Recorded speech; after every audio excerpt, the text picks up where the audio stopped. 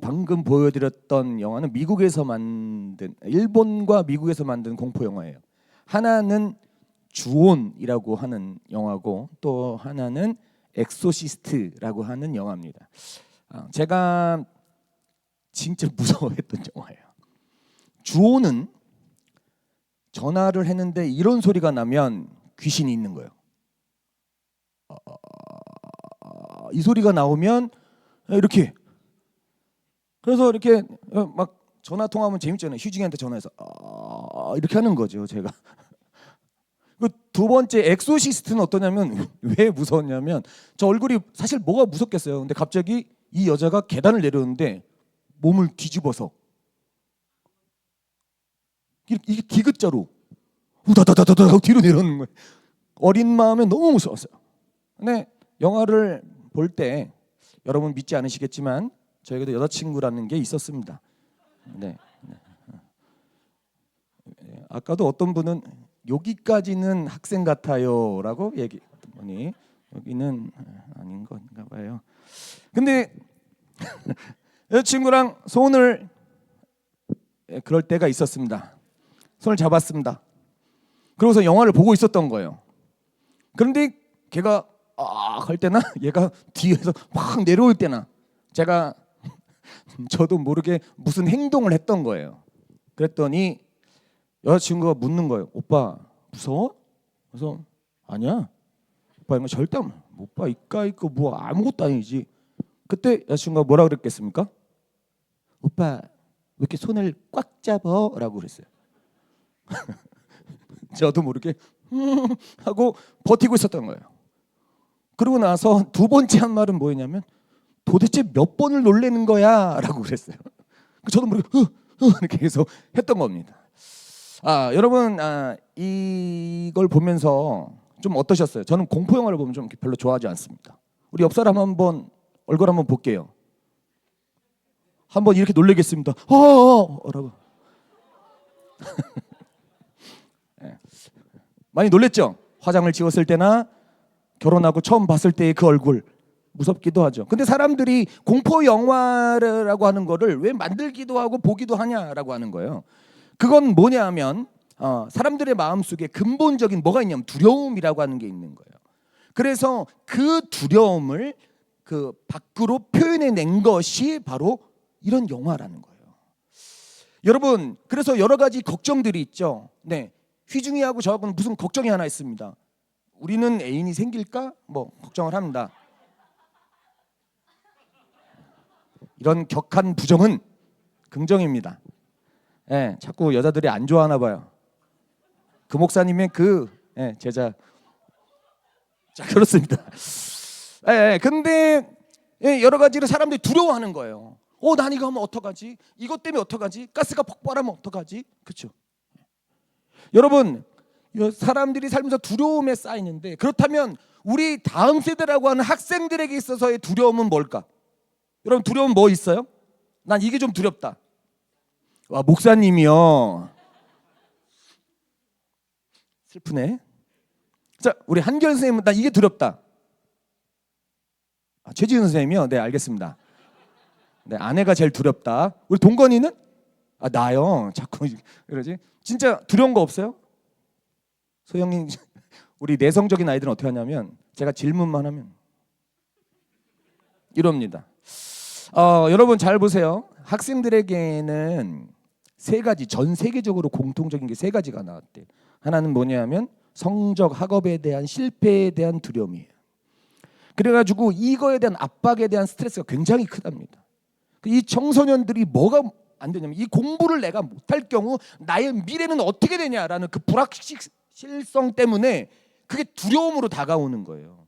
그런 두려움이 계속 쌓이는 겁니다. 그걸 어떻게 해요? 초등학교 6학년 중1부터 계속 쌓여가는 거예요. 두 번째가 뭐냐면 타인의 평가와 제일 중요한 건데요. 소속에 대한 두려움이에요. 여러분 지금 우리 중고등부 중학교 1학년 왔지만 지금까지 두 마디 했습니다. 여러분 청소년들은 어떠냐면 시선, 그다음에 또래, 관계 그리고 또 소외에 대해서 두려움을 많이 느껴요. 그래서 또래 집단에서 소외가 된다. 거기서 놀림을 당한다. 그러면 죽고 싶은 마음인 거예요. 얘네들은 그래서 왕따 당하잖아. 그럼 자살하고 막 그럽니다. 여러분, 그래서 10대 청소년기에서 또래 관계는 자기 정체성의 안정감에 아주 깊이 연결이 되어 있습니다. 그래서 사회적 불안감으로 이것이 계속 나오게 되는 거예요. 세 번째가 뭐냐면 여러분, 학생들에게서 정신건강이 의외로 부담거리로 작용한다는 거예요. 여러분, 요즘에 제일 많이 먹는 약이 뭔지 아세요? 자낙스라고 하는 약입니다. 이게 무슨 약일까요? 수면제요? 수면제요? 오, 맞습니다. 네. 여러분, 그 우울증이 걸리면 자낙스라고 하는 약을 먹습니다. 근데 이 약이 안정을 줘요. 여러분, 살고 싶은 병이 하나 있어요. 몸이 너무 아프고 두렵고 하나도 안 아픈데 살고 싶은 병이 하나 있습니다. 그게 뭐냐면 공황장애입니다. 몸에 이상이 1도 없어요. 이만큼도 이상이 없습니다. 그런데 정신적으로 혼란이 오면 호흡이 곤란이 오고 막 죽을 것 같아요. 그래서 이전 교회 한 집사님이 부교육자 6명이 달라붙어가지고 곧 순 넘어가는 줄 알고, 근데 알고 봤더니 공황장애였던 거예요. 여러분, 이런 일들이 많아요. 그러니까 학생들에게 있어서 이런 거기에 대한 정신적으로 오는 스트레스가 되게 크다는 거예요. 여러분, 많은 청소년들과 그리고 또 이 학생들이 좀 잘하면 저렇게 청년이 되는 거예요. 그럼 청년이 되면 이게 없어지냐? 아니에요. 계속해서 두려움에 쌓여요. 여러분, 그러면 과연 이 두려움과 압박 속에서 어떻게 해야 되냐? 오늘 말씀에 그 해답이 나와 있습니다. 여러분, 오늘 읽은 마태복음 14장 22절 전에는 우리가 잘 아는 무슨 사건이 하나 나옵니다. 떡 5개, 물고기 2마리. 뭐지요? 오, 안 가르쳐줬는데. 야, 그렇죠. 병자가 무슨 병자죠? 오, 떡병자예요. 그럼 5병은 뭐예요? 5개 떡. 이렇게 어려운 문제를, 그죠? 이 어는 뭐죠? 2개의 2마리의 물고기 맞아요. 근데 5병이요 사건이 있었어요. 그래서 남자만 5,000명 이상을 먹이고 몇 광주리가 남았죠? 김한결 어린이도 맞추고, 그죠? 여러분 보세요. 근데 그때 그 오병이어 사건, 그 큰 사건 이후에 큰 기적을 일으킨 다음에 제자들을 예수님이 갈릴리 바다로 보냅니다. 건너가게 하는 거예요. 그런데 특이한 특징이 하나 있어요. 그 특징이 뭐냐면 오늘 말씀 마태복음 14장 22절에 나옵니다. 우리 다 같이 한번 봉독하겠습니다. 다 같이 시작. 예수께서 즉시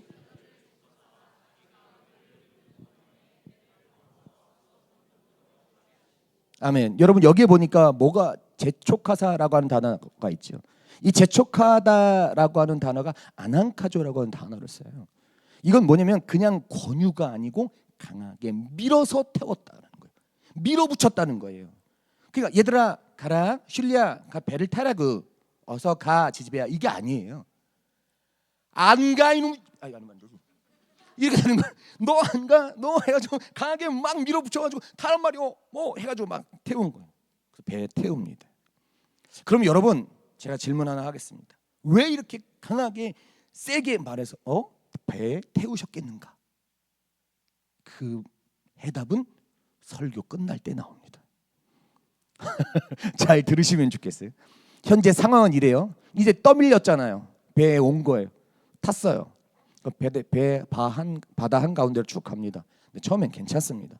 그런데 바람이 점점 거세지는 거예요. 그래서 어떻게 해요? 점점 막 배가 막 이렇게 되는 거예요. 그래서 사람들이 생각했을 거 아니에요. 제자들이 이상한데 예수님이 가라 그랬잖아. 예수님이 가라며. 근데 예수님 말 듣고 왔는데 왜 이래? 그런데 밤이 점점 깊어지고 바다는 무섭고, 여러분 파도에 한번 오면 진짜 여러분 지립니다. 진짜 파도 정말 무서워요. 네, 한번 저같이 수영 1도 못하는 사람은 그냥 막 두려움이 장난 아니죠. 근데 그때 누군가 이렇게 소리 지르는 거예요. 죄송합니다. 하고 소리를 질렀어요. 저 바다 위에 누군가 사람이 걸어와. 이렇게 걸어와. 그리고 너무 놀란 거죠. 그 제자들이 막 공포에 질려 있습니다. 여러분 잘 아시다시피 그때 사람들이 뭐라 그랬습니까? 유령이다. 뭐라 그랬죠? 안 가르쳐드려도 유령이다 막 그랬어요. 근데 그 순간 바다 위 저 한 곳에서 어떤 목소리가 탁 들려옵니다. 안심하라. 나니 두려워하지 말라. 왠지 예수님이 이렇게 말씀하셨을 것 같아요. 그죠? 아니면 안심하라 이러진 않으셨을 거 아니에요. 그죠? 두려워하지 말라 이러진 않으실 것 같잖아요. 그죠? 그렇게 멋지게 딱 이러는데 그 상황에서 그 소리를 듣자마자 여러분 예수님의 수제자 누구죠? 베드로가 그 상황에서 딱 나와가지고 생각하는 거예요. 뭐라 그러고 얘기하냐면 주님이세요? 혹시 주님이시면 나를 어떻게 해요? 명에서 물 위로 걸어오라고 하는 거예요. 그 물 위를 걷게 해달라는 거예요. 그러니까 어떻게 해요? 베드로가 예수님이 뭐라 그래요? 오라. 그러니까 어떻게 해요? 갑니다. 탁 했는데 마치 거기가 원래 이렇게 딱 발을 하면 뭐 하고 빠져야 되는데 안 웃게?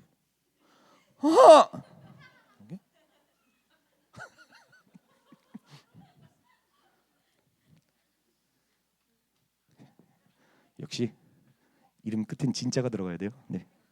여러분 잘 보세요. 그 베드로가 발을 딱 댔어요. 거기다 대고 폭 눌렀네. 근데 어떻게 바닥이 딱딱한 거예요. 네 머리처럼요. 딱딱한 거예요. 그리고 다음 발을 딱 디뎠는데 어떻게 됐어요? 두 번째 발에 딱딱한 거예요. 방금 물이 막 이렇게 된 곳에 발을 두 개 다 닿는데 어떻게 됐어요? 거기를 걷게 되잖아요. 여러분 베드로는 정말 대단한 사람이에요. 사람 최초로 물을 위를 걸은 놀라운 사람이죠. 그런데 그때 야 이게 말이 돼? 내가 물 위를 걷다니 하고 딱 보다가 뭐가 보였어요? 우리 휘중이는 이 안에 장로님이 있나 보네. 예수님이요. 커서 장로님이 되거나 목사님이 되거나 둘 중에. 여러분 보세요. 어떻게 됐어요? 뭐가 보였다고요? 바람이 보였어요. 그리고 또 다른 게 뭐가 보였을 거 아니에요? 뭐였을까요? 파도도 보였겠지. 바람이 세게 부는 걸 딱 보자마자 어떻게 해요? 베드로가 물 밑으로 푹 빠져버렸어요. 그래서 여러분 진짜 중요한 사실은 뭔지 알아요? 주님 살려주세요 하고 잘못했어요 막 이렇게 막 얘기하고 있는데 어떻게 해요? 예수님이 딱 오자마자 야 너 왜 그랬어? 그러지 말라 그랬잖아 이놈 새끼 이렇게 했을까요? 아무 말도 안 해요.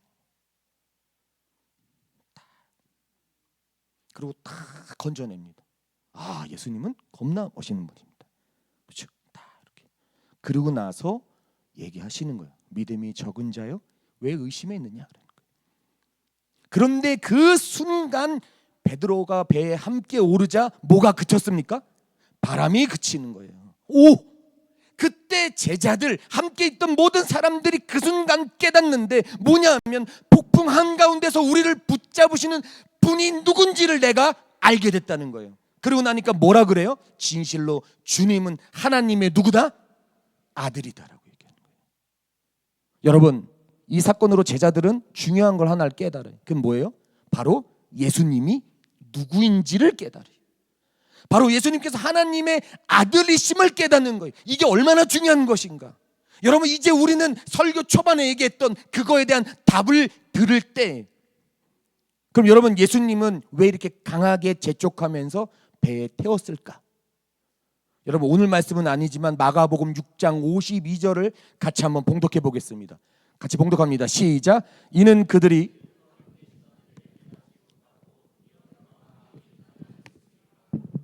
여러분 여기서 생각해야 될 문장이 그들이 그 떡 떼시던 일을 뭐 했다고요? 깨닫지 못했어요. 이 뜻은 뭐냐면 그들은 떡의 사건을 보았지만 그 사건이 드러내는 예수님의 정체를 연결해서 이해하지 못했다라는 뜻이에요. 이해되시죠? 그것을 보고 오병이어로 말이 안 되잖아요, 여러분. 여러분 생각해봐요. 이렇게 하면 돈 많이 벌겠는데 휘중이도 먹어, 은별이도 먹어, 나영이도 먹어, 이렇게 다 먹어, 그죠? 죄도 안 먹어. 근데 5천 명 12강조리가 남을 만큼 그 큰 사건이 있었음에도 불구하고 어떻게 해요? 여러분, 기적을 경험했고 거기에 물고기 2마리 이런 것들 다 나눠주는 사역에도 참여했는데 그 사건이 예수님이 누구신지를 말해주고 있다는 사실을 몰라. 무슨 뜻인지 알겠죠? 즉 여러분, 알 기회가 없어서가 아니라 보고도 의미를 연결하지 못하는 거예요. 여러분, 우리랑 되게 비슷해요. 뭔지 아세요? 우리는 매주 되게 특이하죠. 비슷한 패턴의 예배를 드립니다. 매년 어느 교회를 가도 꽤 비슷한 패턴의 예배를 드리죠. 수련회도 마찬가지입니다. 이 패턴이 비슷하죠. 행사도 비슷한 거랍니다. 그런데 예배에서 말씀으로 은혜를 받기도 하고 찬양으로 은혜를 받기도 하고 수련회 때는 학생들이 눈물을 흘리면서 기도도 하고 그래요. 여러 가지 게임도 하고 교제도 하고 다 좋은데 그 가운데서 뭘 못 보냐면 하나님을 못 보는 거예요. 이 얘기는 뭐냐면 김한결 선생님이 똑같이 와서 애들한테 힘들게 다 가르치고 뭐 하고 애들하고 함께하고 울고 불고 다 했는데 그 상황에서 뭘 못 보는 거예요? 하나님을 못 보는 거예요. 선생님, 그럴 때는 게 아닙니다. 그럼 이게 너무 중요한 거죠. 바로 익숙함 속에서 우리가 놓치지 말아야 될 건 바로 예수님이 어떤 분인가 누구인가를 잊으면 안 되는 거예요. 그러면 제자들처럼 되는 겁니다. 그러면 여러분, 제자들이 왜 예수님이 어떤 분인지를 몰랐을까가 중요하겠죠. 여러분, 아까 그 읽었던 말씀 중에 둔하여졌음이라라는 단어가 있습니다. 이 단어가 뭐냐 하면 페포로메네라는 단어를 써요. 이 단어의 원형이 있습니다. 이게 뭔 뜻이냐면 돌처럼 단단하게 굳다. 다 보세요. 잘 보세요. 그리고 감각을 잃다. 영적으로 무감각해지다라는 뜻이.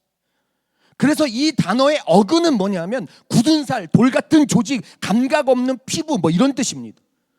즉 여러분, 페포로메네는 무슨 뜻이냐면 이미 굳어졌고 그 상태가 지금까지 계속되고 있다는 거예요.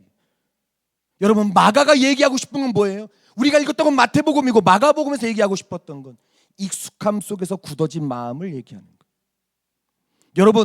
여러분도 마찬가지입니다. 제자들도 기적을 경험했다고요. 예배를 드린다고요. 그런데 그 가운데 예수님이 누구인지를 받아들일 준비가 되지 않았어요. 여러분, 결론은 뭐예요? 예수님은 제자들을 벌 주려고 바다로 보낸 게 아니에요. 여러분, 그 기적을 통해서 예수님이 누구인지를 알게 하기 위함인 거예요. 거기서 누구를 보라고요? 예수님 보라고요. 여러분, 제가 아까 여기에서 아이들이 찬양할 때 마음이 한편 아팠습니다. 그 이유는 뭔지 아세요, 여러분?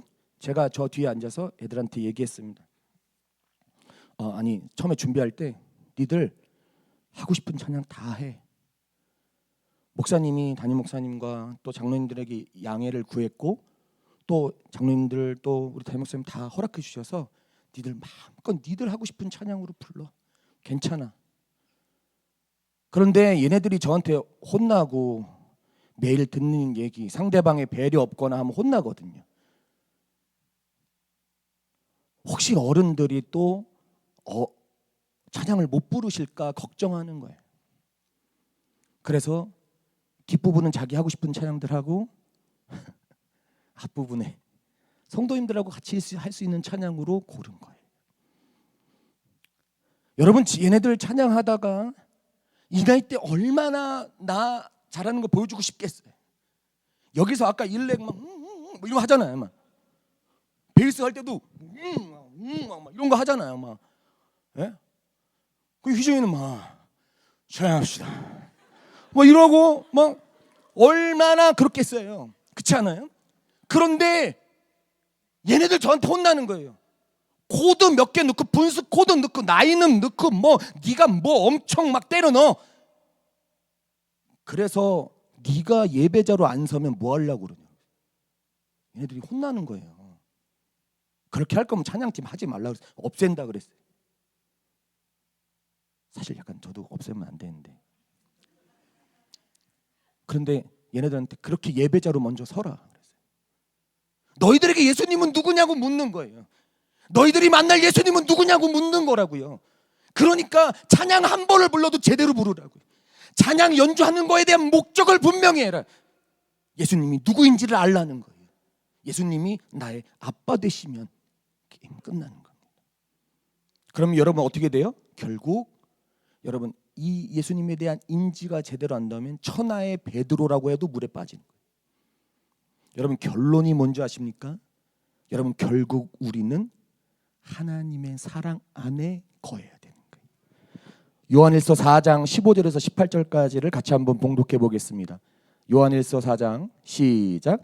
누구든지 예수를 하나님의 아들이라 시인하면 하나님이 그의 안에 거하시고 그도 하나님 안에 거하느니라. 하나님이 우리를 사랑하시는 사랑을 우리가 알고 믿었노니 하나님은 사랑이시라. 사랑 안에 거하는 자는 하나님 안에 거하고 하나님도 그의 안에 거하시느니라. 이로써 사랑이 우리에게 온전히 이루어진 것은 우리로 심판날에 담대함을 가지게 하려 함이니 주께서 그러하시는 것 같이 우리도 이 세상에서 그러하니라. 사랑 안에 두려움이 없고 두려움에는 형벌이 있음이라. 두려워하는 자는 사랑 안에서 온전히 이루지 못하였느니라. 여러분 물고기가 가장 안전한 곳은 물 안에 있을 때 가능한 거예요. 우리가 사랑 안에 있을 때, 하나님 안에 있을 때 가능하다는 거예요. 여러분 아까 저는 놀랬습니다. 오늘 개회 예배를 하는데 담임 목사님 개회 예배를 해주셨어요. 제가 왜 마지막에 놀랬냐면 우선 우리 목사님이 아이들의 이렇게 좀 맞춰 가시려고 이렇게 했는데 안 웃겼다는 사실과 눈치가 좀 보이겠네요. 제가 이렇게 설교를 하겠습니다. 농담이고요. 제가 왜 놀랬는가? 마지막에 결론이 똑같았기 때문이에요. 주님 안에 목사님은 조금 더 멋있게 로그인하세요 라고 하셨고 저는 사랑 안에 들어가라고 얘기했어요. 결론이 똑같은 거예요. 한 세대가 차이 나는 담임 목회자와 또 부교육자가 같은 생각을 가지고 준비하더라는 거예요. 여러분 저는 이런 식으로 설교하면 하지 않아요. 여러분 제 설교를 그렇게 막 잘하지도 못하는데 공개하거나 그러지 않습니다. 혼날까 봐요. 근데 여러분 똑같지 않습니까? 예수님의 사랑 안에 거하면 하나님의 사랑 안에 거하면 우리 학생들의 인생이 바뀌는 거예요. 두려워하지 않게 된다는 거예요. 네 미래도 네 학업에 대한 모든 결정도 하나님이 하실 거니까 이제 그 하나님 붙잡고 나가면 되는 거예요. 그래서 여러분 제가 우리 학생들 기도 제목에 보다가 놀란 게 뭔지 아세요? 하나님이 내게 주신 그 꿈을 꾸게 해달라는 아이가 있었어요. 하나님을 만나게 해달라는 아이도 있었어요. 여러분 점점점 성숙해 갈 겁니다. 이제 그것이 우리에게 하나님이 원하시는 하나님 사랑 안에 거하라는 거예요. 사랑하는 권사님, 우리 집사님, 장로님, 가끔 저도 중고등부 애들하고 있으면서 좀 한계를 느낍니다. 권사님들 보시기에는 제가 권사님들의 BTS 같고 좀 귀엽고 그렇지만 아이들 부모님보다 나이가 많기도 하고 적기도 하고 그렇습니다. 되게 더 어린 척하면서 저기서 뛸 때 무릎은 하나도 안 쓰고 이렇게 계속 이렇게만 했습니다. 그럼에도 불구하고 제가 얘네들에게 소리 지르면서 이야기했습니다.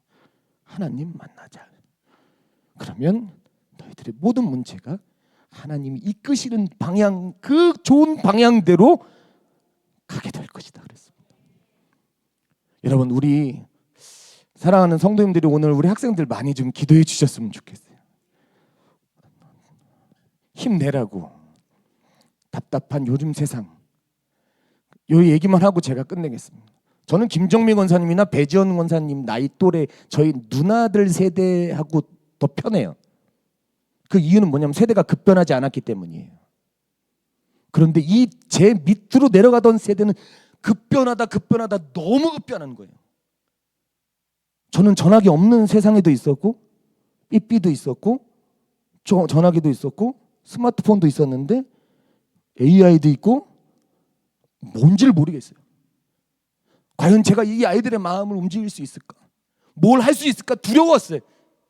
그런데 결론은 딱 하나예요. 하나님이 하시면 되잖아요.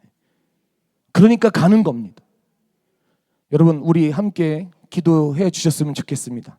우리 학생들도 내 미래에 대해서 모든 걱정에 대해서 함께 기도했으면 좋겠습니다.